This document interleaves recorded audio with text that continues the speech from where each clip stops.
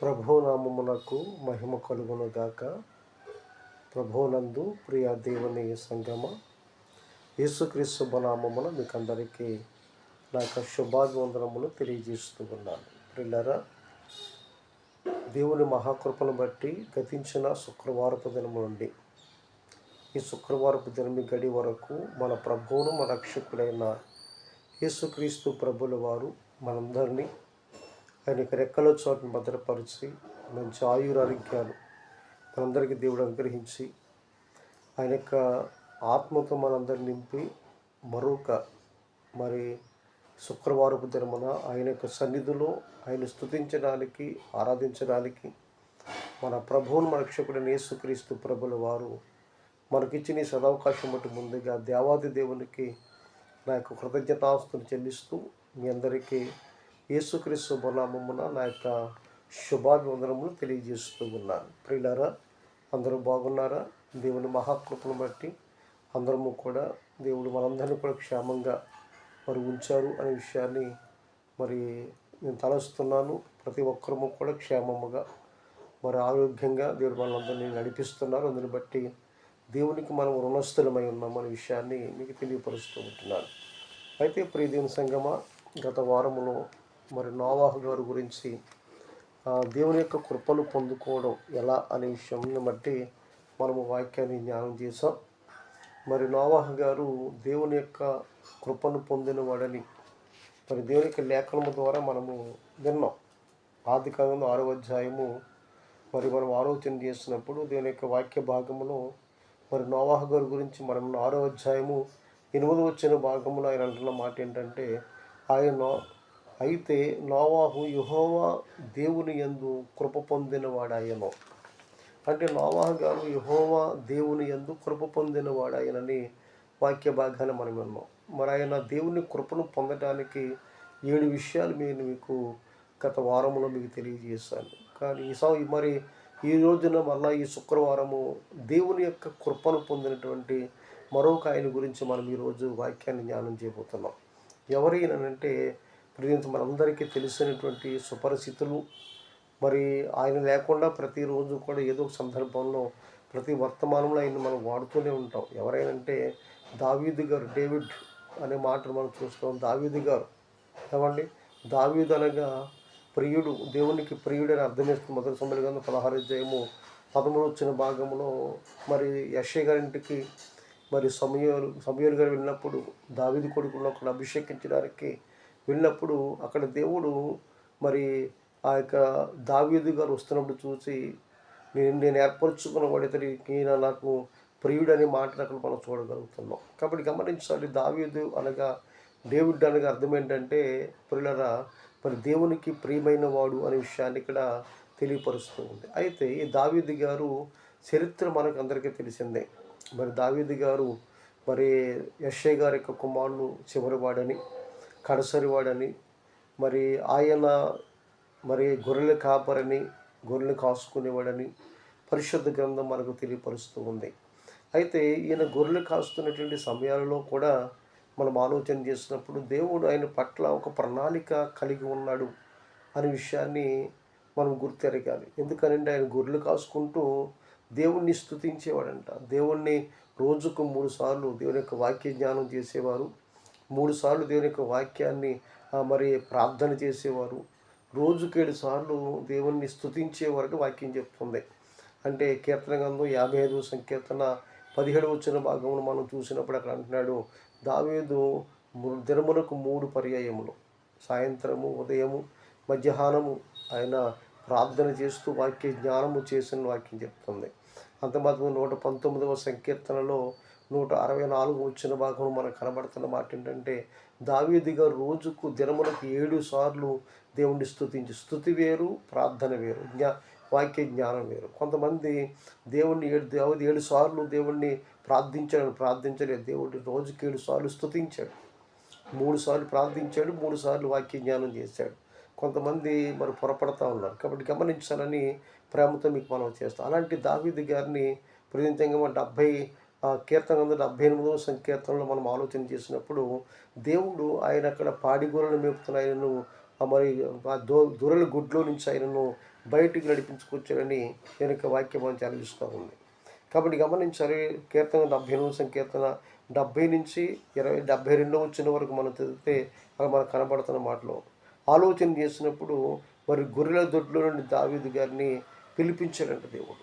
కాబట్టి గమనించాలి. ఈయన గొర్రెల దొడ్లో ఉన్నాడు. ఆ గొర్రెల దొడ్లో నుంచి దావీదు గారిని దేవుడు పిలిపించాడు. పిలిపించి ఎందుకు పిలిపించాడు అని మనం ఆలోచన చేస్తే మొదటి సమయాల గ్రంథాలు మనకు కనపడతాయి.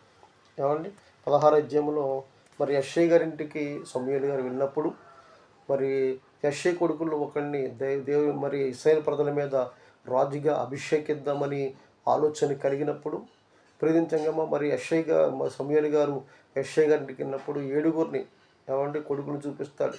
ఏమంటే ఆలోచన చేస్తే మరి 7గురు కూడా దేవుడు ఏర్పాటు చేయి. ఎందుకంటే మరి సమూయేలు పై రూపాన్ని చూద్దాం కానీ వారి హృదయాన్ని చూస్తానన్నాడు దేవుడు. కాబట్టి మరి దేవునికి హృదయానుసారుడు దావీదు గారు మరి దేవునికి ఇష్టమైన వాడు, ఆయన ఉద్దేశాలు సఫలపరచేవాడని పరిశుద్ధ గ్రంథం చెప్తుంది. కాబట్టి దావీదు గారిని ఇశ్రాయేలు ప్రజల మీద 2వ రాజుగా అభిషేకించడానికి అక్కడికి వెళ్తున్నప్పుడు మరి దావీదు గారు గొర్రెల దొడ్లో ఉన్నాడంట. ఎక్కడ ఉన్నాడంటండి?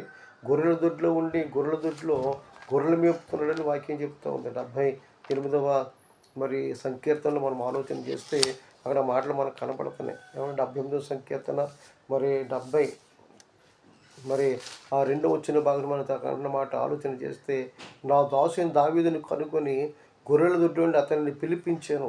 మరి అక్కడ యెష్షయి గారు అడిగాడు, ఇంకా నీ కొడుకులు ఎవరైనా ఉన్నారంటే ఇంకొకడు ఉన్నాడండి. ఎక్కడ గొర్రెలు మేపుతాడు, పిలిపించంటే దావీదు గారిని ఆ గొర్రెల దొడ్లో నుంచి దేవుడు పిలిపించినట్లుగా మనం చూస్తూ ఉన్నాం. అంటే ఎందుకు పిలిపించాడు అని మనం ఆలోచన చేసినప్పుడు పిల్లలు అక్కడ అన్న మాటలు పాడి గొర్రెలను వెంబడించడం మాన్పించి తన ప్రజలైన యాకోబును తన స్వాస్థ్యమైనటువంటి ఇశ్రాయేలు మేపుటకి ఆయన అతనిని రప్పించాను. మీరు దీన్ని గమనించాలి. పాడి గొర్రెలను వెంబడించటం మాన్పించి ఏమంటే ఇశ్రాయేలైనటువంటి యాకోబు తన స్వాస్థ్యమైనటువంటి ఇశ్రాయేలును మేపుటకే ఆయన అతనిని రప్పించాను. అతడు యథార్థ హృదయుడై వారిని పాలించాను. యథార్థ హృదయుడై దేవుడు మరి దావీదు పాలించని మాట మనకు అంటే ఇక్కడ మనం ఆలోచన చేసినప్పుడు దావీదు గారిని ఆ గొర్రెల దొడ్లో నుంచి రప్పించి ప్రియంగా మా ఇశ్రాయేలు ప్రజల మీద రాజుగా ఆయన అభిషేకించాడు. ఆ రాజుగా అభిషేకించిన తర్వాత అతను రాజుగా పరిపాలన చేస్తున్నటువంటి సమయాలలో ఏమండి ఆయన రాజ్య పరిపాలన చేస్తున్నటువంటి సమయాలలో ఆయన రాజ్య నగరాన్ని కట్టించుకొని మొదటి సమయాల గ్రంథంలో 7వ అధ్యాయం మనకు కనబడతాయి విషయాలు. ఆయన రాజ్య నగరాన్ని కట్టించాడు. ఆ రాజ్య నగరంలో అయినా ఉంటున్న సమయంలో దేవుని యొక్క మందసం మరి ఆలోచన చేస్తే డేరాల్లో ఉంది. ఎందుకంటే ఇశ్రాయేలు ప్రజలు ఐగుప్తు దేశం నుండి పాలు ప్రవహించి కానాను దేశం వెళ్ళినప్పుడు మరి ప్రత్యక్షపు గుడారాన్ని అక్కడ ఏర్పాటు చేసి ఆ ప్రత్యక్షపు గుడారం దేవుని యొక్క మందస్సాన్ని ఉంచేట్లుగా చరిత్ర మనకు చెప్తుంది. కాబట్టి ఆ యొక్క మందస్సాన్ని ప్రత్యేకంగా మనం ఆలోచన చేసి మన యొక్క డేరాలో దేవుని యొక్క మందస్సం ఉంది కనుక దేవునికి ఒక మందిరము కట్టాలని ఆయన ఆశపడ్డాడు. ఆయన ఆశపడి మరి నాతాను ప్రవక్త అంటాడు, అయ్యా నేను ఒక మందిరం కట్టాను, ఎందుకంటే నేను పెద్ద రాజ్యనగరాన్ని కట్టించాను, రాజ్యనగరంలో నేను ఉంటున్నాను, కానీ దేవుని మందసం ఏమో అక్కడ చూస్తే మరి ఎక్కడ ఉందంటే డేరాల్లో ఉంది, కాబట్టి ఇది నాకు ఇష్టం అవట్లా అని మరి ఆయన అనుకొని ప్రతించంగా ఏం చేయాలి, ఒక మందిరం కట్టించాలంటే నాతాను ప్రవక్త అంటే సరే నువ్వు ఏం చేయకుండా చేసి అంటాడు. కానీ రాత్రి నాతాను ప్రవక్త దేవుడు మాట్లాడంటున్న మాట ఏంటి తెలుసా, ఇదిగో నాతాను నువ్వు దావీదు చేత నా మందిరం కట్టడానికి నిన్ను కట్టించమని ఎవడు చెప్పాడు, నువ్వు చేయమని చెప్తున్నానికి, ఎందుకంటే దావీదు నా మందిరం కట్టడానికి వీళ్ళు, ఎందుకంటే దావీదును ఇశ్రాయేలు రాజుకి అభిషేకించిన తర్వాత ఫిలిష్తీయులు యుద్ధాలు జరుగుతూ అనేక మంది మరి రక్తపాతాన్ని ఆయన చూశాడు. కాబట్టి చేతులు రక్తముతో నింపబడ్డాయి. ఆ మందిరం కట్టడానికి వీళ్ళు తర్వాత తన కొడుకు మరి అయినటువంటి తన గర్భాన్ని పుట్టిన కొడుకు మరి ఆ యొక్క మందిరం కడతాడు. మొదటి సమయాలు గ్రంథం 7వ అధ్యాయం 12వ వచ్చిన భాగంలో మనం చూస్తాం.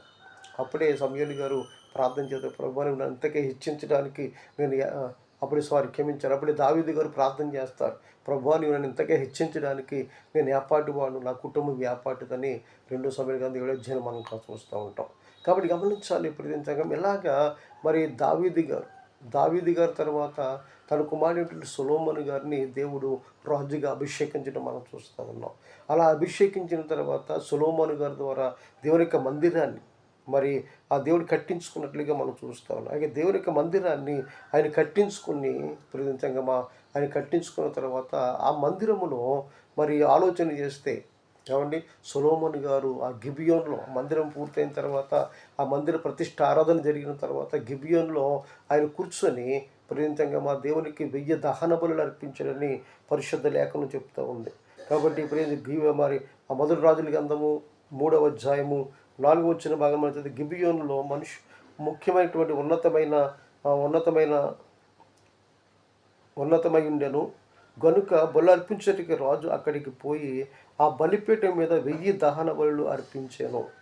గిబియోన్లో యెహోవా ఆ రాత్రి వేళ స్వప్నమందు సొలొమోను ప్రత్యక్షమై, నేను నీకు దేనిచ్చుట నీకు ఇష్టమో దానిని అడుగుమని దేవుడు అతనితో సెలవీయగా అనే మాట. అంటే ఇక్కడ గిబియోన్లో మరి దేవునికి 1000 దహన బలులు అర్పించిన తర్వాత ఆ రాత్రి దేవుడు మరి ఆ యొక్క సొలొమోను గారికి ప్రత్యక్షమయ్యాడు. ప్రత్యక్షం ఆయనతో మాట్లాడుతున్నాడు. ఏమని తెలుసా? అదిగో సొలొమోను, నువ్వు మరి జ్ఞానాన్ని కలిగి పరిపాలన చేస్తున్నావు, చక్కటి మందిరాన్ని కట్టించావు, మీ తండ్రి గారి తర్వాత నువ్వు యథార్థంగా జీవిస్తున్నావు, కాబట్టి నీకేం కావాలో చెప్పు, నీకేది ఇష్టమో కలిగిస్తానంటే మరి సొలొమోను గారు ఏమడిగారో మనందరికీ తెలుసు. కాబట్టి మనమైతే ధనధాన్యాలు, కార్లు, బంగళాలు కోరుకుంటాము, కానీ ఆయన అలా కోరుకోలే. ప్రభా, ఇంకా విస్తారమైన ప్రజల మీద నన్ను ధూళిలాంటి ఈ ప్రజలను మన రాజుగా అభిషేకం కాబట్టి నాకు మరి పరిపాలించిన వివేకము కలిగిన హృదయం దయచేయని ఆయన మరి ప్రార్థించినట్లుగా మనం చూస్తూ ఉన్నాం. గమనించాలి 9వ వచనంలో, ఇదిగో గొప్పదైన నీ జనమును న్యాయము తీర్చగలవాడు ఎవడు? కాబట్టి నేను మంచి చెడ్డలు వివేచించి నీ జనులకు న్యాయము తీర్చినట్లు నీ దాసుని నాకు వివేకము గల హృదయము దయచేయము. వివేకము గల హృదయాన్ని సొలొమోను అడిగాడు.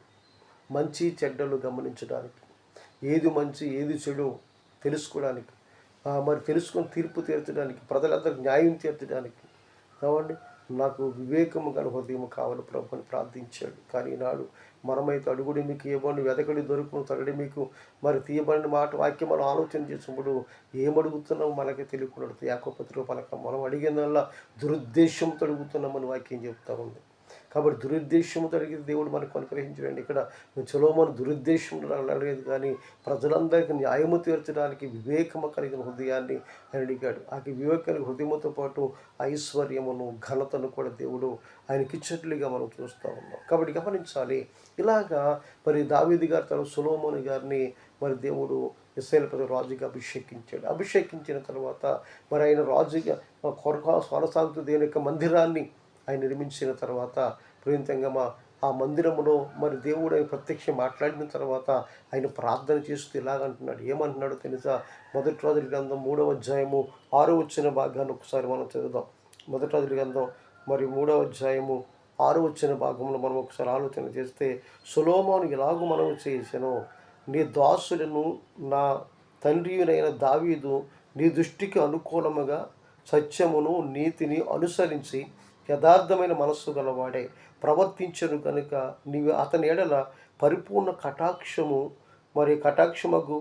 కటాక్షమగుపరిచి ఈ దినమున నున్నట్లుగా అతని సింహాసనం మీద అతని కుమారుని కూర్చుండబెట్టి అతని యందు మహాకృపను చూపి ఉన్నావు. నా తండ్రి నీ ఎడల ఎలా నడుచుకున్నట్టు ప్రభువా ఆలోచన చేస్తే, నా దాసు తండ్రి అని దావీదుకు నీ దృష్టికి అనుకూలంగా సత్యమును నీతిని మరి యథార్థమైనటువంటి మనస్సు గలవాడే ప్రవర్తించాడు. 1 సత్యముగా జీవించాడు, 2 నీతిగా జీవించాడు, 3 యథార్థమైన మనసు గలవాడే జీవించాడు, 4 మనం ఆలోచన చేసినప్పుడు ప్రేమించంగా మరి ఆ యథార్థమైన మనస్సు గలవాడే అవన్నీ దేవుని సన్నిధిలో ఆయన జీవించేట్లుగా మనం చూస్తూ ఉన్నాం. సత్యము, నీతి, యథార్థము మరి గలవాడి, యథార్థమైన మనస్సు గలవాడి మరి దేవునికి సన్నిధులు ఆయన జీవించేట్లుగా పరిశుద్ధ లేఖనం చెప్తుంది. అంటే అలా జీవించాడు కనుక ఏమన్నమాట తెలుసా? సొలొమోను గారు ప్రార్థన ఏమన్నాడంటే మరి అక్కడ అంటున్నాడు, మరి ఆలోచన చేస్తే మహాకృప, నా తండ్రి ఎడలను మహాకృపను చూపి ఉన్నావు. కృప ఏమండి? మరి నోవాహు పట్లేమో మరి యెహోవా దృష్టి యందు నోవాహు మరి కృప పొందినవాడు. ఇక్కడ దావీదు గారి పట్ల మహాకృపను దేవుడు చూపించాడంట. మహాకృప ఏంటా మహాకృప? ఏమండి? అసలు దావీదు గారు మరి ఆలోచన చేసే దావీదు గారి పట్ల దేవుడు చేసిన మహాకృప ఏంటి?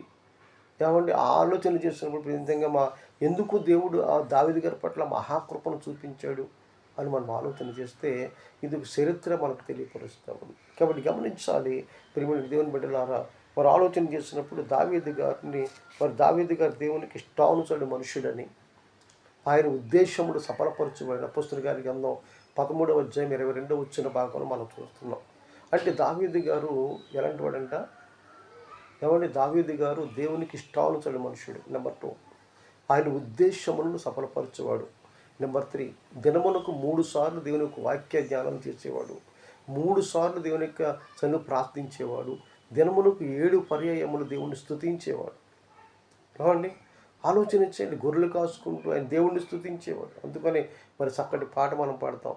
దావీదు వల్లెనే నాట్యమాడి తండ్రి నిన్ను స్తుతించేదను, దావీదు వల్లెనే నాట్యమాడి తండ్రి నిన్ను స్తుతించేదను, యేసయ్యా స్తోత్రము, యేసయ్యా స్తోత్రము, యేసయ్యా స్తోత్రము, యేసయ్యా స్తోత్రము, దావీదు వలెనే నాట్యమాడి తండ్రి నిన్ను స్తుతించేదను. దేవునికి స్తోత్రం కలుగును. అంటే దావీదు గారు దేవుని నిత్యము స్తుతించేవారు. గమనించాలి, ఈ రోజున ఎవరైతే దావీదు గారు వలె దేవుని సన్నిధిలో యథార్థంగా జీవిస్తారు, నీతి కలిగి జీవిస్తారు, దేవుని యొక్క సన్నిధిలో మరి సత్యవంతులుగా జీవిస్తారు, ప్రవర్తిస్తారో, మరి అలాంటి వారి పట్ల దేవుని యొక్క కటాక్షం ఉంటుందట. అంత మాత్రమే కాదు, ఎవరైతే దావీదు గారు ప్రజెంతంగా మా దావీదు గారు దేవుని పట్ల మరి దేవునికి ఇష్టడై ఉన్నాడు, ఇష్టడైనట్లుగా మనము కూడా ఇష్టడై ఆయన ఉద్దేశం సఫలపరచువారై ఉంటూ దినమునకు 3 సార్లు మరి దానియేలు గారు వలె, దావీదు గారు వలె దినమునకు 3 సార్లు మనం ప్రార్థించినప్పుడు, మరి దినమునకు 3 సార్లు దీనికి వాక్య జ్ఞానం చేసినప్పుడు, దినమునకు 7 సార్లు దేవుని మనం చూసినప్పుడు దేవుని మహాకృపను మనం పొందుకుంటాం. ఏంటి మహాకృప అంటే, గొర్రెల దొడ్లో ఉన్నవాడిని దేవుడు పిలిచాడు. అంటే దేవునికి వాక్యం 113వ సంకీర్తన 9వ వచనంలోకి మాట్లాడు, పెంట కుప్పల మీద ఉన్న వారిని పైకి లేవనెత్తు దేవుడు అని వాక్యం చదువుతాం. కాబట్టి పెంట కుప్పల మీద ఉన్నటువంటి దావీదును ఏనాడు కూడా దావీదు తన జీవితంలో నేను మరి రాజునవుతాను, లేక ఇశ్రాయేలు ప్రజలు పరిపాలిస్తాను, ఆ సింహాసనం కూర్చుంటానని ఏనాడు కూడా దావీదు గారు ఊహించు కూడా ఉంటుంది. అందుకని ఊహించిన వాటికంటే ఏమండి ఆలోచన చేస్తే ప్రేంజంగమా, మరి నీ ఊహించిన వాటికంటే అత్యధికమైన కార్యాలు దేవుడు నీ పట్ల చేస్తాని వాక్యాన్ని మనం వింటూ ఉన్నాం. కాబట్టి ఆలోచన చేస్తే ప్రేంజంగా ఈనాడు కూడా దావీదు గారు మరి ఎలాంటి ఆలోచన కలిగి ఉండకపోవచ్చు. ఈ రోజున దేవుడు నిన్ను కూడా ఊహించినటువంటి స్థితిలో నడిపించబోతా ఉన్నాడు. ఎప్పుడు తెలుసా, నువ్వు దావీదు గారి వలె ప్రార్థించినప్పుడు, నువ్వు దావీదు గారి వలె దేవుడిని స్తుతించినప్పుడు, నువ్వు దావీదు గారి వలె దేవుణ్ణి సన్నిధిలో నిత్యం ముమ్మారు ప్రార్థించేప్పుడు, ముమ్మారు దేవుని యొక్క వాక్యాన్ని నువ్వు ధ్యానించినప్పుడు దేవుడు నీ పట్ల మహాకృపను చూపిస్తాడు. నెంబర్ 1, ఆలోచన చేస్తే గొర్రెల దొడ్లో నుంచి ఆయన ఎక్కడ తీసుకొచ్చాడంట, పాడి గొర్రెలు మేపుడు మాన్పించేసి ఎక్కడ తీసుకొచ్చాడంటండి, ఆలోచన చేస్తే ఇశ్రాయేలు ప్రజలను పరిపాలించడానికి ఆయన నడిపించుకొని వచ్చాడు. అంటే ఆలోచన చేయండి, పెంట కుప్పల మీద ఉన్నాడు, పొలాల్లో ఉన్నాడు, ఏమంటే మేకలు గొర్రెలు ఆ యొక్క మరి ఆలోచించి ఎంత వరస్ట్గా ఉంటే ఒకసారి ఆలోచన చేయండి. అలాంటి బ్యాడ్ స్మెల్ ఆయన ఉంటున్నాయి. ఆయన తీసుకొచ్చి ఎక్కడ పెట్టాడో తెలుసా, ఇశ్రాయేలు ప్రజలు రాజుగా అభిషేకించడానికి. తండ్రి గారు తన అన్నగారు ఎందుకు పనికిరని గొర్రెలు పెట్టి గొర్రెలకు ఒక మేకలు కొనిపించి ఆయన గొర్రెల దొడ్లు పెట్టి ఎక్కడో పొలాల మీద పెట్టినటువంటి దావీదు గారిని తీసుకొచ్చి దేవుడు సింహాసనం కూర్చోబడి కారణం ఏంటో తెలుసా, దావీదు గారి పట్ల దేవుడు మహాకృప అక్కడ మనం మరి ఆయన పట్ల దావీదు గారి పట్ల దేవుడు మహాకృప అనుగ్రహించబడిందనే విషయాన్ని వెనుక సేవకునిగా మీకు తెలియపరుస్తూ ఉన్నాను. అంత మాత్రమే కాకుండా ప్రతినిజంగా దావీదు గారి పట్ల దేవుని యొక్క మహాకృప మరి దేవుడు అనుగ్రహానికి రెండవ కారణం ఏంటంటే, ఆలోచన చేస్తే దావీదు గారు మంచి గాయకుడు, మంచి మరి వాయిద్యాలు వాయించే నైపుణ్యం కలిగిన కళాకారుడు, మంచి కళాకారుడు అండి దావీదు గారు. ఎందుకో తెలుసా, ఆలోచన చేసినప్పుడు ప్రియసంగమా దావీదు గారు మరి ఒకటి యథార్థవంతుడు, నీతివంతుడు, సత్యమును అనుసరించేవాడు, దేవుని సన్నిధిలో ప్రార్థించేవాడు, మరి దేవుని వాక్యాన్ని ధ్యానించేవాడు. అంత మాత్రమే కాకుండా దేవుని యొక్క ఉద్దేశాలు సఫలపరిచేవాడు. ఇవన్నిటితో పాటు కూడా దావీదు గారు కొన్ని మరొక లక్షణం ఏంటి తెలుసా, ఆయన దావీదు గారు గొర్రెలు కాసుకుంటూ ఆ యొక్క దావీదు గారు గొర్రెలను కాసుకుంటూ ప్రీతంగా మా మేకలను కాసుకుంటూ ఆ సింహాలు మరి ఆ తోడేళ్ళ మధ్య వాడిని కాపాడుకుంటూ దేవుణ్ణి స్తుతించేవాడంట. అందుకనే ఆయన రోజుకి 7 సార్లు దేవుని స్తుతించేవాడు. అందుకని ఆయన గాయకుడు ఏమండి. ఆయన తంబూర్లతో సితార్లతో ఆయన వాయిద్యాలు వాయించి పాటలు పాడుతుంటే దేవునికి అభిషేకము తెంపబడేదంట. ఈ రోజున మనం పాటలు పాడుతున్నాం. ఆర్కెస్ట్రాలు ఉంటే కానీ కొంతమంది పాట పాడరు. ఆర్కెస్ట్రా లేకపోతే అసలు మైక్ లేకపోతే అసలు పాడరు కొంతమంది. ఏమండి, గమనించాలి, ఆలోచించండి. మైక్ లేకపోయినా ఆర్కెస్ట్రా లేకపోయినా కొంతమంది పాటలు పాడరు. కొంతమంది పాటలు పాడడానికి మైకులు ఆర్కెస్ట్రా నువ్వు మైకు ఆర్కెస్ట్రా ఉన్న దేవునికి అభిషేకం నువ్వు పాడుతుంటే దిగుతుందా? ఏమండి, గమనించారు. ఆలోచన చేసినప్పుడు దావీదు గారు ప్రార్థించిన పాటలు పాడినప్పుడు లేక ఆయన వాయిద్యాలు వాయిస్తున్నప్పుడు ఎక్కడ దిగింది సార్ అభిషేకం అంటే దేవునికి అభిషేకం ద్వారా ఏమీ పారిపోయింది, దురాత్మలు పారిపోయాయంట. దావీదు గారు సంగీత వాయిద్యాలు వాయిస్తుంటే దావీదు గారు దేవునికి సంగీత వాయిద్యాలు వాయిస్తూ ప్రతించంగా ఆలోచన చేస్తే ఆయన వాయిద్యాలు వాయిస్తూ పాటలు పాడుతుంటే గాయకుడి గారు పాటలు పాడుతుంటే దురాత్మలు పారిపోయేటండి. ఆలోచన చేయి ప్రతించంగా. నువ్వు ఎప్పుడు ప్రార్థించినప్పుడు ఎప్పుడైనా దురాత్మలు పారిపోయినాయా? నువ్వు ప్రార్థించినప్పుడు ఎప్పుడైనా దేవుని గణపరచుడు ఎప్పుడైనా దురాత్మలు పారిపోయినాయా? ఆలోచన చేయి. ఈ రోజున ఎందుకు పనికిరంటే వాయిద్యాలతో మనము దేవుణ్ణి స్తుతిస్తూ ఉంటున్నాం. అంటే వాయిద్యాలు తప్పని అన్నట్ల వాయిద్యాలు వాయించాలి, దేవునికి గణపరచాలి, దావీదు గారిలాగా దేవుణ్ణి స్తుతించాలి. ఏమండి, గమనించాలి. ఇక్కడ ఆలోచన చేస్తే అందుకు ఆ వాక్య భాష ఒకసారి మొదటి సమయంలో 16 అధ్యాయము 14 నుంచి 23 వచ్చినారు. మనం అక్కడ ఆలోచన చేసినప్పుడు ఎప్పుడైతే దావీదు గారిని దేవుడు అభిషేకించాడో, మరి సమూయేలు ద్వారా దావీదు గారిని అభిషేకించడం జరిగిందో, అప్పుడు ఏమండి సౌలు దేవుని యొక్క ఆత్మ దావీదు గారి మీదకి దిగిందంట.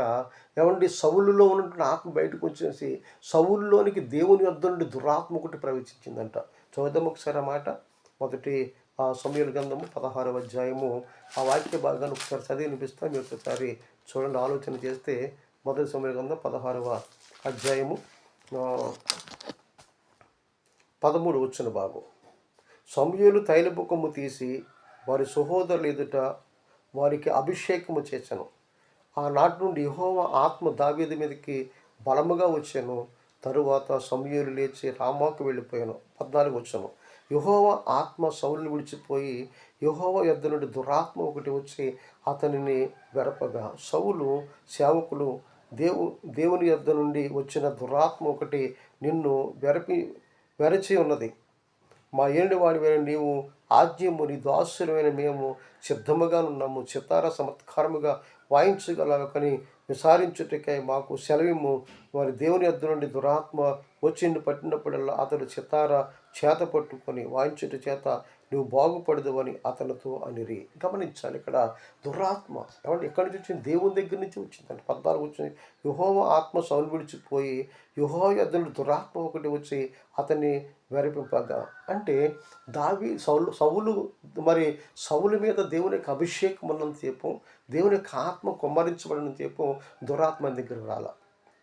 ఏమండి, ఎప్పుడైతే దేవుని యొక్క ఆత్మ సౌలుని విడిచిపెట్టి బయటకు వెళ్ళిపోయిందో, మరలా దురాత్మ కూడా ఎక్కడి నుంచి వచ్చిందంట? దేవుని దగ్గర నుంచి దేవుడే పంపించాడు. ఎందుకో తెలుసా? ఆలోచించండి. రోజున ప్రియమైన సంగమా, దేవుని యొక్క ఆత్మచేత నువ్వు నింపబడితే దురాత్మని దగ్గర ఉండవు. దేవుని యొక్క ఆత్మచేత నువ్వు నింపబడి ప్రార్థన శక్తి కలిగి నువ్వు జీవిస్తే దురాత్మని దగ్గర ఉండవు. ఎప్పుడైతే నీలో ప్రార్థన శక్తి లేదో, ఎప్పుడైతే నీలో దేవుని యొక్క ఆత్మ లేదో, దురాత్మ లేదో, నీ కూడా ఉంటాయి. ఏమండి, కాబట్టి గమనించి ఆ దురాత్మల చేత ఏం చేస్తానంట? ఆలోచన చేసినప్పుడు వెరిపింపగా, అంటే అతను బాధ పెట్టేస్తూ ఉన్నాయి. అతన్ని హింసిస్తూ ఉంటే ప్రజలు తట్టుకోలేకపోతున్నప్పుడు తన యొక్క ఆలోచన చేసినప్పుడు సైనికులు ఏమంటే సౌలు సేవకులు వచ్చి అంటారు, అయ్యా దేవుని దగ్గర దురాత్మని ఆవరించింది కాబట్టి ఒక చమత్కారంగా చితార వాయించగలిగి ఒకరిని తీసుకొస్తాం. అతడు ఆ చమత్కారంగా చితార వాయించినప్పుడు అతడు వాయిస్తుండగా దురాత్మలు పారిపోతాయి. అంటే సరే తీసుకురని చెప్తాడు. ఎవరు తీసుకొస్తారు తెలుసా? అంటే యెష్షయి కుమారుడు దావీదు గారు తీసుకొస్తారు. ఆలోచన చేస్తే యజ్ఞమంది చదువుకొని 17 సౌలు బాగుగా వాయింపుగా ఒకరిని విచారించి నా వద్దకు తీసుకుని రండి తన సేవకులకు సెలవీగా వారిలో ఒకడు చిత్తగించి బెత్లెహేమీయుడైన యెషయా యొక్క కుమారులు ఒకడు మరి చూచితిమి. అతడు చమత్కారముగా వాయించగలవాడు. అతడు బహు శూరుడు, యుద్ధశాలి, మరి మాట నేర్పరి, మరి రూపీనై ఉన్నాడు.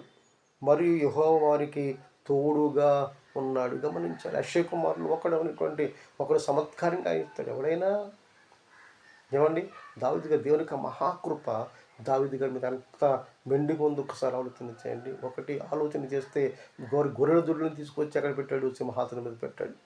ఏమండి, రాజుగా అభిషేకం ఇంకా ఛార్జ్ తీసుకోవాలా, రాజుగా అభిషేకించాడు. ఇప్పుడు ఏం చేస్తాడు తెలుసా, అతడు ఆయన చమత్కారంగా వాయిద్యాలు వాయిస్తూ దేవుని స్తుతిస్తూ ఉంటాడు. కాబట్టి అతడు వాయిద్యాలు వాయిస్తున్నప్పుడు దురాత్మలు పారిపోతాయంట. కాబట్టి అతను తీసుకురండి అని అంటే తీసుకొచ్చిన తర్వాత సౌలు మీద కంట దురాత్మలు వచ్చినప్పుడల్లా దావీదు గారు ఆ యొక్క తంబూరల చేత పట్టుకొని ఆయన స్తుతించి దేవునికి నామాన్ని స్తుతించి పాటలు పాడుతూ వాయిద్యాలు వాయిస్తుంటే దురాత్మలు పారిపోయి అంట. చదువుదామన్నమాట ఒకసారి. అదే 16:23 దేవుని యొద్ద నుండి దురాత్మ వచ్చి సౌలును పట్టినప్పుడల్లా దావీదు సితారా చేత పట్టుకొని వాయింపగా దురాత్మ అతని విడిచిపోయాను, అతడు మరి శారదీసి బాగుగాయను. ఆలోచన చేయండి.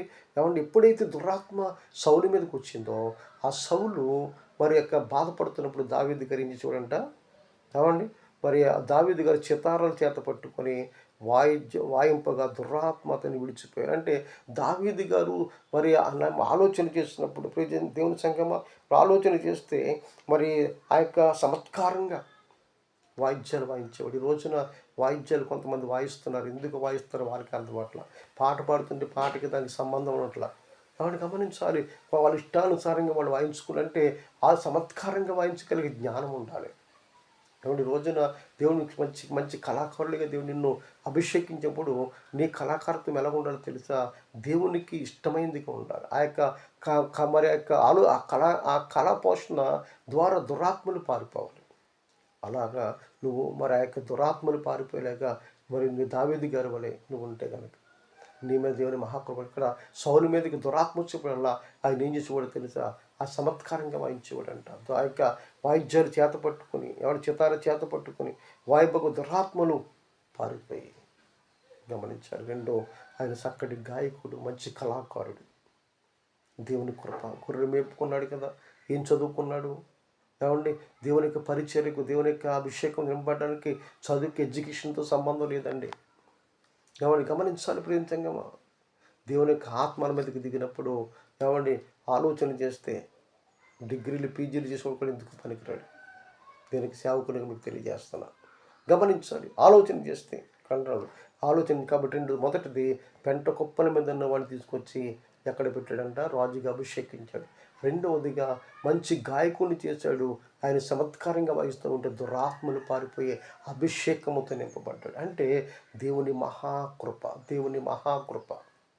కాబట్టి మూడవదిగా మనం ఆలోచన చేసినప్పుడు ప్రజలకి చాలా ఉంది కానీ మీకు క్లుప్తంగా ముందుకెళ్తున్నాను. మూడవదిగా మనం ఆలోచన చేసినప్పుడు దావీదు గారంట ప్రజంగా ఆయన దేవుని యొక్క సన్నిధిలో ఆయన యొక్క మరి దేవుని స్తుతిస్తూ వాడు దురాత్మను పారిపోయేలాగా దేవుని మంచి మంచి పాటలు పాడుతూ మరి చమత్కారంగా వారికి వాయిస్తున్న మాత్రమే కాకుండా ఒక సైనికుల్లా పనిచేశాడంట. సైనికుడు. ఏమండి, దావీదు ఒక సైనికుడిగా మొదటి సమయంలో 17:1 ఆ అధ్యాయం అంతా మనం చదువుకుంటే ఏమండి, ఆ మొదటి సమయంలో 17 చరిత్ర మనకి తెలుసు. ఏంటి చరిత్ర అని మనం ఆలోచన చేసినప్పుడు ఇశ్రాయేలు ప్రజలకు ఫిలిష్తీయులకు యుద్ధం ప్రారంభమైంది. ఆ యుద్ధం ప్రారంభమైనప్పుడు ఆ యుద్ధంలో ఇశ్రాయేలు ప్రజలను ఓడించడానికి ఫిలిష్తీయులకు పక్షంగా ఒక వ్యక్తిని వారు ఏర్పాటు చేసుకున్నారు. అతని పేరే గొలియాతు. అతను ఎంతటి వాడంటే 6 మూరల జ్ఞానుడు అని వాక్యం చెప్తుంది. అంటే 6 మూరలు అంటే 9 అడుగులున్నర మనిషి. ఏమండి, ఈ 9 అడుగులున్నర మనిషి ప్రతినిత్యంగా ఫిలిష్తీయుల పక్షంగా వారు ఏర్పాటు చేసుకున్నారు. వారు అతను వచ్చి రోజు అంటున్న మాట ఏంటంటే, ఇదిగో ఇశ్రాయేలు ప్రజలారా, ఫిలిష్తీయుల పక్షంగా మేము మిమ్మల్ని ఎదుర్కోవడానికి యుద్ధం వచ్చాము. కాబట్టి మీరు మమ్మల్ని అందరినీ ఓడించక్కర్లా, మా అందరి పక్షంగా నన్ను వారు ఏర్పాటు చేసుకున్నారు. కాబట్టి నన్ను ఒక్కడిని మీరు ఓడిస్తే మా ఫిలిష్తీయులందరూ వచ్చి మీ పాదాల కింద మరి మేము ఉండిపోతాం. లేదా మీలో ఎవరిని మీరు ఏర్పాటు నా మీదకి పంపించండి. అలా ఎవడైనా వచ్చి నా దగ్గర ఓడిపోతే కనుక మీరు మా పాదాల కింద ఉండిపోవాలి. అని ప్రతిరోజు శబ్దం చేస్తాడంట. అలా ఎన్ని రోజులు చేయండి, 40 రోజులు చేశాడండి. చదువు ఒకసారి ఆ మాట అండి. మొదటి సమూయేలు గ్రంథము మరి 17వ అధ్యాయం 16 వచ్చిన భాగం చదువుతున్నాను. ఆ ఫిలిష్తీయుడు ఉదయమును సాయంత్రమును మరి బయలుదేరుచు 40 దినములు తన్ను తాను అగుపరుచుకొనుచు వచ్చాను. ఎన్ని రోజులంట? 40 రోజులు. 40 రోజుల నుంచి ఇతను మరి ఛాలెంజ్ చేస్తూ ఉన్నాడు, సవాలు చేస్తూ ఉన్నాడు. ఓ ఇశ్రాయేలు ప్రజలారా, మీరు ఎక్కడున్నారు? రండి, మీకేమన్నా ఇది ఉంటే ఇదిగో ఫిలిష్తీయుల పక్షంగా నన్ను మరి వారు ఏర్పాటు చేసుకున్నారు. ఫిలిష్తీయుల పక్షంగా నన్ను మరి వారు మరి ఆలోచన చేస్తే నన్ను మరి నియమించారు కాబట్టి వచ్చాను, ఓడించగలిగే సమర్థుడు మీలో ఉన్నాడా? రెండంటే ఇశ్రాయేలు ప్రజలందరూ కూడా భయపడిపోతున్నారంటండి. వణికిపోయి దాక్కుంటాడు. సౌలు రాజు గారు కూడా దాక్కుంటున్నాడంటే గమనించి అక్కడ 24 వచ్చిన చదివితే ఇశ్రాయేలందరూ ఆ మనుషుని చూసి మిక్కిలి భయపడి వారి ఎదుటి నుండి పారిపోగా. ఎవరంట? ఇశ్రాయేలందరూ కూడా ఆలోచన చేస్తే ఆ మనుషుని చూసి మిక్కిలి భయపడేది. ఎవరిని చూసి? దురాత్మను చూసి మనం భయపడకూడదండి. కాబట్టి దేవుని బిడ్డలో మనం ధైర్యంగా పోరాడు. ఎందుకంటే యుద్ధము యెహోవాదే. పాట పాడతాం కదా, యుద్ధము యెహోవాదే, యుద్ధము యెహోవాదే, యుద్ధము యెహోవాదే, యుద్ధము యెహోవాదే. దేవునికి స్తోత్రం. గమనించాలి, మన పక్షంగా ఉండి యుద్ధం చేసేవాడు దేవుడు. కానీ ఆ విషయాన్ని మర్చిపోయారు దేవుని బిడ్డలే. ఏమండి, ఒక ఫిలిష్తీయుని చూసి ఒక ఆలోచన చేస్తే, ఒక ఫిలిష్తీయుని చూసి ఒక అన్యుని చూసి వీళ్ళు పారిపోతూ ఉన్నారు, భయపడిపోతూ ఉంటున్నారు. ఈ లోపుగా యెషయా గారు అన్నారు, డాడీ అని దావీదు గారిని పిలిచి, బాబు అన్నలు యుద్ధానికి వెళ్ళారు, యుద్ధ సమాచారం మనకు తెలియట్లేదు, ఒక్కసారి అన్నయ్యల దగ్గరికి వెళ్ళి ఆ యుద్ధ సమాచారం గురించి జున్ను కొద్ది భోజనం పట్టుకెళ్ళి వాళ్ళకి ఇచ్చి ఆ యుద్ధ సమాచారం తెలుసుకురారా బాబు, వాళ్ళ అన్నయ్యలు ఎలా ఉన్నా నాకు అది అర్థం అవ్వట్లేదని యెషయా గారు పంపించారు. ఈ పంపించే లోపుగా ఎవరికి వచ్చేసరికి జరుగుతున్న విషయం మరి యొక్క సవాలు వినపడుతున్నాయి. వెంటనే ఏమన్నా ఆలోచన చేస్తే ఒక సాటింపు కూడా సౌలు రాజు గారు పెంచిన మనం చూస్తాం. ఆ ఫిలిష్తీయుని ఓడిస్తే ఆ కూతురిని పెళ్లి చేస్తానమాట. ఇవన్నీ దావీదు గారు విన్నాడు. విన్న తర్వాత తన అన్నగారిని గద్దించారు. ఎందుకు వచ్చా, వెళ్ళిపోరంటాడు. వెళ్ళిపోతే సరే వెళ్ళిపోతాను వచ్చి ఆ వర్తమానం మెల్లగా దావీదు గారు సౌలు మహారాజు దగ్గరికి పంపిస్తాడు. వెళ్ళిన తర్వాత తీసుకురమ్మంటే దావీదు గారిని తీసుకెళ్ళి దావీదు గారు అంటుంటా బాలుడు అన్నది వాక్యం ఉన్నాయి. ఎలాంటి వాడంట? బాలుడు. కాబట్టి ఆలోచన చేసినప్పుడు అరే బాబు నువ్వు ఎంతో ఉంటావు అనుకున్నాను, నువ్వు బొత్తిగా చిన్నపిల్లోడు, నువ్వు వాణ్యం చేయగలవారంటే ఏమంటే దావీదు గారిని చూడండి, దావీదు గారిని దేవుణ్ణి మాత్రం చూడట్లా. ఏమంటే అప్పుడు దావీదు గారు ఏమంటాడో తెలుసా? ఆలోచన చేయండి. నేను గొర్రెలు కాస్తున్నప్పుడు ఏమైనా 34 వచ్చామంటాడు. అందుకు దావీదు సౌలు తిట్లేను, మీ దాసుని నేను నా తండ్రి యొక్క గొర్రెలు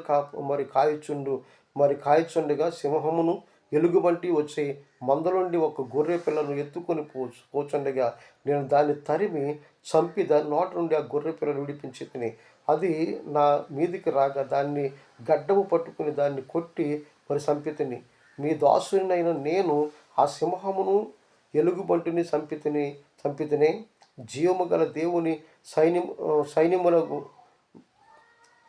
సైన్యములను తిరస్కరించిన ఈ సున్నతి లేని ఫిలిష్తీయుడు వాటిలో ఒకదాని వారి వలె అగ్గుపరిచాను. సింహాన్ని 2గా చీల్చేశాను, ఎలుగుబంటిని చంపేశాను. వీడంతా అప్ట్రల్. అవండి అంటే ఆలోచన చేయండి. కానీ ఒక మాటలు ఆడినోడు జీవము గల దేవుని సైన్యములను తిరస్కరించి, ఎంత గొప్ప మాట! దేవుని యొక్క జీవము గలటువంటి సైన్యమును తిరస్కరించడానికి వాడు ఎడంతటి వాడు. ఈ రోజున దేవుని యొక్క మరి ఆలోచన చేస్తే జీవము కలిగిన దేవుని యొక్క సైనికుల్ని అనేక మంది తిరస్కరిస్తున్నారు. అనేక మంది మరి దేవునికి సైనికులు, దేవునికి సేవకులు, దేవునికి విశ్వాసులను మరి మనకి బ్యాడ్గా కారణం ఏంటో తెలుసా? ఈ రోజున మన అపవాదికి భయపడుతున్నాం. దాన్ని ఎదిరించే శక్తి లేని వారిగా మనం ఫిలిష్తీయుని ఎదిరించలేక ఇశ్రాయేలు భయపడి దాక్కుంటున్నారు. సౌలు మహారాజు కూడా దాక్కుంటున్నాడు. ఈ రోజున ఎందుకో తెలుసా? ప్రార్థన శక్తి లేక, ప్రార్థన అనుభవం లేక, ప్రార్థన జీవితం లేక ఈ రోజున అపవాదికి భయపడే వాళ్ళు చాలామంది ఉన్నారు. కాబట్టి గమనించాలి. ఇక్కడ ఆలోచన చేసినప్పుడు ప్రతించంగా మా దావీదు గారు మరి దేవుని ఎప్పుడైతే అతను దూషిస్తున్న దేవుని యొక్క జీవముగా దేవుని ప్రజలు దూషిస్తున్నాడో దేవుని యొక్క అభిషేకం దావీదు గారికి పౌరుషం, దేవుని యొక్క మరి రోషం ఆయనకు వచ్చింది. ఆయనకు వచ్చిన తర్వాత అయ్యా నేను ఓడిస్తానని చెప్పి అతని దగ్గరికి వెళ్ళి ఆ యుద్ధ కవచాలు ధరించమన్నప్పుడు యుద్ధ కవచం ధరిస్తే తూలిపోతున్నాడు. అయ్యా నాకు యుద్ధ కవచం తీసేయండి అని పట్టుకుని అప్పుడు ఎలా ఓడిస్తావు, నీకు ఎందుకని అయ్యా నేను ఓడిస్తాను.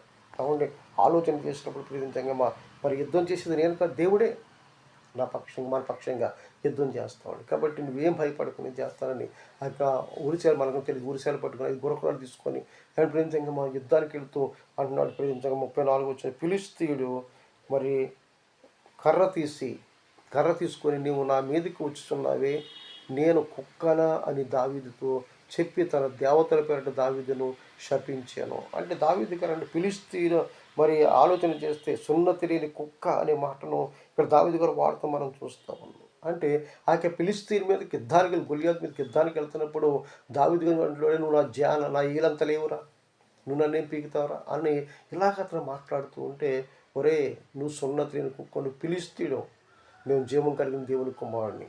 ఆలోచన చేస్తే రా అంటే నేను కుక్కనే ఆడంటాడు. దేవతను బట్టి దావీదుగా దూషించి అంటాడు, ఈరోజు నీ యొక్క మరి చేతులు కాళ్ళు నీ యొక్క మాంసం అంతా ఆకాశ పక్షులకు మరి మృగాలకు ఇచ్చుతానని చెప్పాడు ఫిలిష్తీయుడు దావీదుతో. అనగా దావీదు నీ కత్తియు నీ ఏటియు బల్లెమును ధరించుకొని నా మీదకి వచ్చుచున్నావు. అయితే నీవు తిరస్కరించిన ఇశ్రాయేలు సైన్యాధిపతియగు యెహోవా పేరట నేను నీ మీదకి వచ్చుచున్నాను. ఈ దినమున యెహోవా నిన్ను నా చేతికి అప్పగించెను.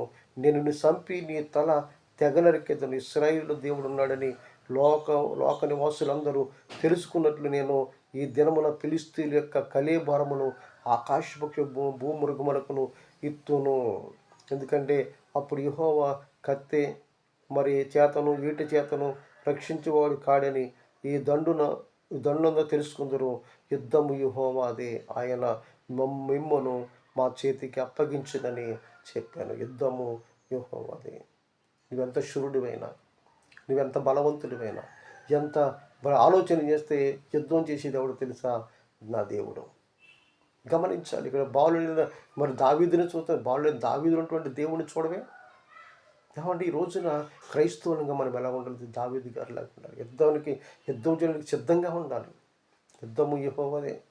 ఈ రోజున మతోన్మాదులు మనల్ని ఎంతమందో హింసిస్తున్నారు. ఎంతోమంది మనల్ని మరి ఆలోచన చేస్తే హేళన చేస్తాం. ఎంతోమంది ఘోరంగా మనం యుద్ధం చేయాలి. యుద్ధం చేయాలంటే కర్ల కత్తులతోని కాదండి, ప్రార్థనాయుధులతో యుద్ధం చేయాలి.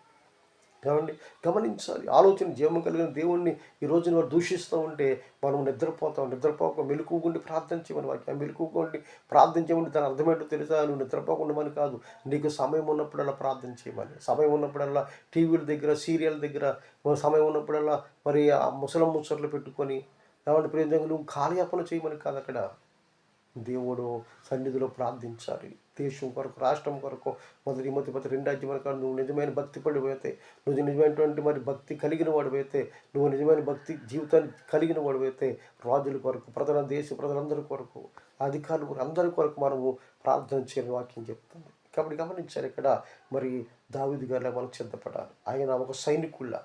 ఏమండి సైనికులు ప్రతినిత్యంగా ఈ రోజున మనకి మరి మన బార్డర్లో ఏమండి జమ్మూ కాశ్మీర్ బార్డర్లో లేదంటే పాకిస్తాన్ బార్డర్లో ఎలా మనం ఆలోచన మన సైనికులు ప్రాణాలు తెగించి మన యొక్క ఆలోచన చేసి జవాన్లు ఎంతోమంది ప్రాణాలు తెగించి వారు మన కొరకు ఎంతో మరి కష్టపడుతున్నారండి. నైటు పగలు డ్యూటీలు మారి వారు సైనికులుగా సైనికులు వారు మరి మన దేశం కొరకు ఎంతగానో వారు ప్రాణాలు తెగించి యుద్ధాలు చేస్తూ ఉన్నారు. ఈ రోజున అటువంటి జవాన్ల కొరకు అలాంటి యుద్ధాలు చేసే వరకు ఒకరోజు ప్రార్థన చేసేవారు.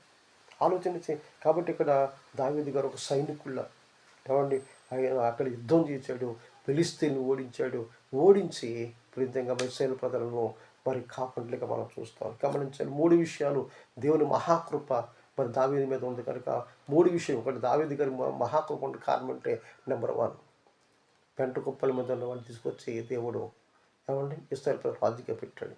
నెంబర్ 2 మంచి గాయకుడు, కళాకారుడిగా, దేవునిగా కనపరిచేవాడిగా మరి ఆ దావీదు గారిని దేవుడు లేవనెత్తాడు. నెంబర్ 3 ఆలోచన ఒక సైనికుడిగా దేవుడు మరి దావీదు గారిని లేవనెత్తాడు. ఒక సైనికుడు వాడు అభిషేకించాడు దేవుడు. కాబట్టి అలాగే ఈరోజు నీవు నేను కూడా జీవిస్తే కనుక దేవుని సన్నిధిలో దావీదు గారి వలె ముమ్మారు ప్రార్థించి, దావీదు గారి వలె దేవునికి ఇష్టలుగా చేసి, దావీదు గారి వలె మంచి మరి గాయకులుగా దేవుని స్తుతించే వారిగా, ఆరాధించే వారిగా, దేవునికి సన్నిధిలో మనం అందరం కూడా దేవునికి ఆత్మను కలిగి జీవించే వారిగా మనం ఉంటే మనము కూడా ప్రతిగా మంచి మరి ఆ యొక్క ఫిలిష్తీయులైన అపవాదిని ఎలాగైతే ఓడించి అలాగే మనం కూడా ఓడించడానికి దేవుడు మనకు సిద్ధంగా ఉన్నాడు. కాబట్టి అలా మనం అందరము జీవించాలని, అలా జీవించి దేవునికి మహాకృప మీకు అందరికీ అనుగ్రహించాలని, దేవుని యొక్క మహా మరి కృపను బట్టి మనం అందరం వర్ధిల్లాలని కోరుకుంటూ నేను ఆ మాటలు ముగిస్తున్నాను. ఈ కొద్ది మాటలు దేవుడు దీవించి ఆశీర్వదించును గాక. ఆమె ప్రార్థన చేసుకుందాం. మహోన్నతుడా, పరిశుద్ధుడా, దయగల మా ప్రభా మీకు వందనాలు తండ్రి. ప్రభా తండ్రి, నేను దేవుని కృప పొందుకోవడం ఎలా అనే విషయాలు మీరు మాతో మాట్లాడుతూ ఉన్నారు. ప్రభువ నోవాహు గారి గురించి నోవాహు తండ్రి తన దేవుని మహాకృపను బట్టి తన కుటుంబం రక్షించుకున్నాడు. ప్రభా దావీదు గారి దేవుని మహాకృపను బట్టి ప్రభా అయ్యా తండ్రి కొందనాలు స్తోత్రాలు ప్రభా సహాయం చేసి ప్రభా తండ్రి ఆయన పెంట కుప్ప మీద ఉన్న వాడిని తీసుకొచ్చి విషయపద రాజుగా అభిషేకించావు. నాయన ప్రభా మంచి గాయకునిగా నిలబెట్టావు. దావీదు గారు దావీదు గారు ప్రభా నేను చమత్కారంగా ఆ యొక్క వాయిద్యాలు వాయిస్తున్నప్పుడు దురాత్మలు పారిపోయిన అభిషేకముతో నింపావు. మూడవదిగా ప్రభా ఫిలిష్తీయులను ప్రభు ఓడించగలిగే ప్రభా యుద్ధశూరుడిగా ఒక సైనికుడిగా పోరాటం చేసేవాడిగా ప్రభు దావీదు గారిని లేవనెత్తావు. ప్రభు అలాగే ఈ రోజున క్రైస్తవులు అందరితో మీరు మాట్లాడారు. క్రైస్తవులు జీవిస్తున్న వారు ఈరోజు వేషధారులు వారు జీవించే వాళ్ళు చాలామంది ఉన్నారు. ప్రభు ఈ రోజున తండ్రి నాయన పేరుకు మాత్రమే శక్తిని ఆశ్రయించలేక ప్రభు నాయన తండ్రి ప్రార్థన అనుభవం లేక దావీదు దేవుని స్తుతించలేక ప్రభు నేను తండ్రి నాయన ఆదివారపు క్రైస్తవులుగా మారిపోయిన వాడు చాలామంది ఉన్నారు. కాబట్టి అలా ఉండకుండా మేము కూడా దావీదుగా మహాకృపను పొందుకునే భాగ్యం మాకు దయచేయండి ప్రభు. చక్కటి వాయిద్యాలు వాయిస్తూ సితారాలతో ప్రభుని ఆరాధిస్తూ ప్రభు మేము తండ్రి పాటలు పాడుతున్నప్పుడు మేము తండ్రి ప్రభా తండ్రి వాయిద్యాలు వాయిస్తున్నప్పుడు మీ నామాన్ని స్తుతించినప్పుడు దురాత్మలు పారిపోయే శక్తి మాకు అందరికి దయచేయమని అడుగుతున్నాను. మీకు వందనాలు అయ్యా. పెంట కుప్ప పైకి లేవనెత్తి ప్రభు మీరే ప్రభు తండ్రి మమ్మల్ని అందరినీ నడిపించమని అడుగుతుంది. మూడవదిగా ప్రభు ఒక సైనికుడు తండ్రి ఈ రీతిగా ప్రభు నాయన ఆ పోరాటాలు చేస్తాడు. ఆ రీతిగా మేము కూడా మా యొక్క తండ్రి నాయన భారతదేశంలో ప్రభు మా యొక్క తండ్రి పాకిస్తాన్ నాయన ప్రభు తండ్రి నాయన పర్వత జమ్మూ కాశ్మీర్ తండ్రి బార్డర్లో ఎలాగైతే సైనికులు తండ్రి పోరాడుతున్నారు అలాగే మేము కూడా పాడుకుంటూ అలాంటి సైనికులందరికీ మీరు తోడుగు నడిపించమని ప్రార్థన చేస్తూ ఉన్నారు. సహాయం దయచేయండి. వర్తమానమైన ప్రతి ఒక్కరూ తన వారి హృదయాలు ప్రభు పరిపూర్ణ మారు మనసు పొందడానికి ప్రతి ఒక్కరు వాక్యము వాళ్ళ ఆకట్టు హృదయాలు ప్రభు తండ్రినైనా హృదయాలు తండ్రినైనా ప్రభు భద్రపరచుకుని కృప చూపించండి. వాక్యము ద్వారా బలపడి కృప అనుగ్రహించండి ప్రభు. వాక్యము తండ్రి ప్రతి ఒక్కరిని ఆధ్యాత్మిక విషయం నడిపించి కృప అనుగ్రహించండి ప్రభు. విశ్వాసాన్ని దీవించండి ప్రభు. అయ్యా తండ్రి ఆయన అయ్యా నీ పరిచయను కూడా బహుమానంగా వాడుకోమని ప్రార్థిస్తూ ఉంటున్నాను ప్రభాతాన్ని ఆయన మా దేశ ప్రజలను దీవించండి ప్రభావ. యెరూషలేము క్షేమం కూడా ప్రార్థిస్తున్నాం అయ్యా ప్రభా. యెరూషలేములో తండ్రి ప్రభా యుద్ధాలు భయంకర జరుగుతుండగా అధికారులతో మీరు మాట్లాడిన మంత్రులతో రాజులతో మీరు మాట్లాడిన ప్రభా సమాధానపరచండి. మీకు వందనాలు అయ్యా. మరి ముఖ్యంగా నీకు వందనాలు తండ్రి. మా రాష్ట్రం దేశ ప్రజలందరినీ దీవించమని అడుగుతున్నాను. నేను ప్రేమించి పరిచయం చంద్రవన సంఘాన్ని మీరు ఆశ్రయించగా పనిచేసిన సంఘాన్ని కూడా మీరు దీవించమని ప్రార్థిస్తూ ఉన్నది. బలహీన గుణం ముట్టి సంపూర్ణ స్వస్థ దయచేయండి. ఉద్యోగులు దయచేయండి ప్రభు. గర్భఫలం దయచేయండి ప్రభు. మీకు వందనాలు తండ్రి. విద్యార్థికి మీ జ్ఞానం గురించి అభిషేకంలో ఇప్పుడు మంచి భవిష్యత్తును దయచేసి మీరే మహిమ తెచ్చుకోమని యేసుక్రీస్తు పరిశుద్ధమైన నామములో అడుగుచూ ఉన్నాను మా పరమ తండ్రి. ఆమేన్. మన పరమ తండ్రి దేవుని ప్రేమ, కుమారుని యేసుక్రీస్తు కృప, ఆదరణకర్తని పరిశుద్ధాత్మని యొక్క దీవెన, అన్యుని సహవాసము, శాంతి సమాధానము ఇప్పుడు ఎల్లప్పుడు సదాకాలం వాక్యమైన ప్రతి ఒక్కరికి దేవునికి దినిచ్చుము ప్రతి ఒక్కరి వాక్యము ద్వారా ఆధ్యాత్మిక విశ్వాసం బలపడి కృప దేవుని మీకు అందరికీ అనుగ్రహించును గాక. ఆమేన్. అందరికీ వందనాలు. ప్రతి ఒక్క వర్తమానాన్ని అందరికీ షేర్ చేయండి. మరి వర్తమానం ద్వారా అనేకులు ఆధ్యాత్మిక బలపడి కృప అనుగ్రహించాలని ప్రార్థన చేయండి. మరి ముఖ్యంగా మీకు వందనాలు తెలియజేస్తున్నాను. ప్రతి ఒక్కరూ మరి వర్తమానం మీకు నచ్చినట్లయితే మరి సబ్స్క్రైబ్ చేసి మరి బెల్ బటన్ నొక్కి మీరందరూ కూడా నాకు సహకరించాలని ప్రేమతో మీకు అందరికీ మనం చేస్తూ ఉన్నాను. మరి మీకు ఎవరికైనా ప్రార్థన అవసరం ఉంటే ప్రతి దినము మీ కొరకు ప్రార్థన సిద్ధంగా ఉన్నాం. కాబట్టి ప్రతి ఒక్కరూ కూడా మరి ప్రార్థన అవసరం కలిగిన వారు మాకు ఫోన్ చేయండి. నా నెంబర్ మీకు అందరికీ తెలిసే ఉంటుంది, మరలా చెప్తున్నాను. 9963035447 నెంబర్కి మీరు ఫోన్ చేస్తే మరి ఎనీ టైం 24 hours మీకు ప్రార్థించడానికి సిద్ధంగా ఉన్నామనే విషయాన్ని మీకు తెలియపరుస్తున్నాను. మరి పరిచయిస్తున్న పరిశుద్ధ ఫిలిప్ సంఘం మరి చంద్రవరం ప్యారిష్ మరి కొరకు ప్రార్థించండి. అందరికీ వందనాలు.